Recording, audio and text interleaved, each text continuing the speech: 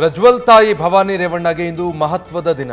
Kidnap ಕೇಸ್ನಲ್ಲಿ ಬಂಧನದ ಭೀತಿಯಲ್ಲಿರುವ ಭವಾನಿ ನಿರೀಕ್ಷಣಾ ಜಾಮೀನಿನ ಅರ್ಜಿಯನ್ನ ಸಲ್ಲಿಸಿದ್ದಾರೆ. ಸೊ ಅದರ ವಿಚಾರಣೆ ಇವತ್ತು ನಡೆಯುತ್ತೆ. ನಿನ್ನೆ ವಿಚಾರಣೆಗೆ ಬಂದಿತ್ತು, ಇವತ್ತಿಗೆ ಅದರ ವಿಚಾರಣೆಯನ್ನ ನ್ಯಾಯಾಲಯ ಮುಂದೂಡಿಕೆ ಮಾಡಿದೆ. ಈ ಕಿಡ್ನಾಪ್ ಕೇಸ್ನಲ್ಲಿ ಜೈಲೋ ಬೇಲೋ ಇವತ್ತು ನಿರ್ಧಾರ ಆಗಬೇಕಾಗಿದೆ. ಈ ಹಿಂದೆ ಇದೇ ಪ್ರಕರಣದಲ್ಲಿ HD ರೇವಣ್ಣ ಕೂಡ ಪರಪ್ಪನ ಅಗ್ರಹಾರ ಜೈಲು ಸೇರಿದ್ದು.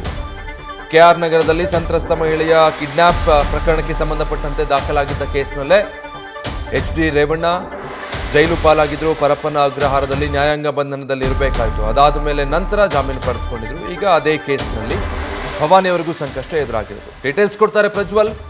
ಪ್ರಜ್ವಲ್, ಈಗ ಭವಾನಿ ರೇವಣ್ಣ ಅವರ ಅರ್ಜಿ ವಿಚಾರಣೆ ನಿನ್ನೆ ಆಗಿತ್ತು, ಇವತ್ತಿಗೆ ಮುಂದೂಡಿಕೆ ಆಗಿದೆ. ಬಟ್ ಪಾಸಿಬಿಲಿಟೀಸ್ ಏನು ಅನ್ಸುತ್ತೆ? ಈ ಪ್ರಕರಣದಲ್ಲಿ ಭವಾನಿಯವರ ಹೆಸರು ಉಲ್ಲೇಖ ಆಗಿದೆ, ಬಟ್ ಬೇಲ್ ಸಿಗೋ ಸಾಧ್ಯತೆ?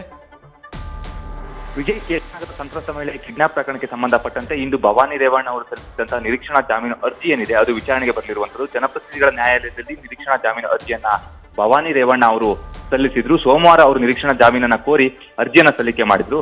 ಬಂಧನ ಭೀತಿ ಇದೆ, ಹಾಗಾಗಿ ನನಗೆ ನಿರೀಕ್ಷಣಾ ಜಾಮೀನನ್ನ ಕೊಡಬೇಕು ಅನ್ನುವಂತ ಒಂದು ಮನವಿಯನ್ನ ಭವಾನಿ ರೇವಣ್ಣ ಅವರ ಪರ ವಕೀಲರು ಮಾಡಿದ್ರು. ಈ ಸಂದರ್ಭದಲ್ಲಿ ನ್ಯಾಯಾಧೀಶರು ಕೂಡ ಅವರಿಗೆ SIT ಪರ ವಕೀಲರಿಗೆ ಆಕ್ಷೇಪಣೆಯನ್ನು ಸಲ್ಲಿಸಲಿಕ್ಕೆ ಕಾಲಾವಕಾಶವನ್ನು ಕೊಟ್ಟಿದ್ರು. ಅದೇ ರೀತಿಯಲ್ಲಿ ನಿನ್ನೆಯೂ ಕೂಡ ಈ ಒಂದು ಅರ್ಜಿಯ ವಿಚಾರಣೆ ನಡೆದಿತ್ತು. ಈ ಸಂದರ್ಭದಲ್ಲಿ SIT ಪರ ವಕೀಲರು ಕೂಡ ನಮಗೆ ತನಿಖಾಧಿಕಾರಿಯಿಂದ ವರದಿಯನ್ನು ಪಡಿಬೇಕಾಗಿದೆ, ನಾವಿನ್ನೂ ಅವರಿಗೆ ನೋಟಿಸ್ ಅನ್ನೇ ಮಾಡಿಲ್ಲ, ಅದಕ್ಕಿಂತ ಮುಂಚೆ ಅವರು ಯಾಕಾಗಿ ನಿರೀಕ್ಷಣಾ ಜಾಮೀನನ್ನ ಹಾಕಿದ್ದಾರೆ ಅನ್ನೋದ್ರ ಬಗ್ಗೆ ಪ್ರಶ್ನೆಯನ್ನ ಮಾಡ್ತಾ ಹೋದ್ರು. ಈ ಸಂದರ್ಭದಲ್ಲಿ ಭವಾನಿ ರೇವಣ್ಣ ಅವರ ಪರ ವಕೀಲರು ಕೂಡ ಒಂದು ಮಾತನ್ನ ಹೇಳಿದ್ರು. ಇಲ್ಲಿ ಈಗಾಗಲೇ 7 ಜನ ಆರೋಪಿಗಳನ್ನ ಬಂಧಿಸುವಂತ ಒಂದು ಕೆಲಸವಾಗಿದೆ, ತತ್ಕ್ಷಣವೇ ಬಂಧಿಸುವಂತ ಒಂದು ಕೆಲಸವನ್ನ ಮಾಡ್ತಾ ಇದ್ದಾರೆ. ಹಾಗಾಗಿ ನಿಮಗೆ ಬಂಧನದ ಭೀತಿ ಇದೆ, ಅದಕ್ಕೋಸ್ಕರವಾಗಿ ನಿರೀಕ್ಷಣಾ ಜಾಮೀನನ್ನು ನೀವು ನೀಡಲೇಬೇಕು ಅನ್ನುವಂತ ಒಂದು ಮನವಿಯನ್ನ ಕೂಡ ಮಾಡಿದ್ರು.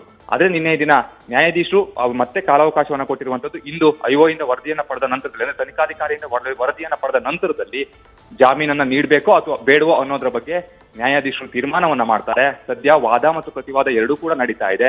ಅದರಲ್ಲೂ ಕೂಡ IO ಇಂದ ಯಾವ ರೀತಿಯಲ್ಲಿ ತನಿಖಾ ವರದಿ ಬರುತ್ತೆ ಅನ್ನೋದ್ರ ಆಧಾರದ ಮೇಲೆ ಭವಾನಿ ರೇವಣ್ಣ ಅವರ ನಿರೀಕ್ಷಣಾ ಜಾಮೀನಿನ ಭವಿಷ್ಯ ಏನಿದೆ ಅದು ನಿರ್ಧಾರವಾಗುತ್ತೆ. Vijay, okay, thank you Prajwal.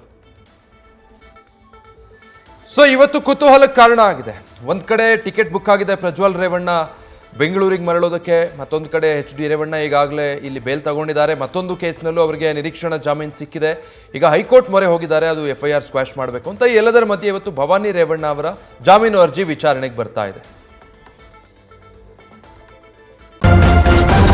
News first, ನಿರ್ಭೀತಿಯಿಂದ ನಿಮ್ಮ ಪರವಾಗಿ.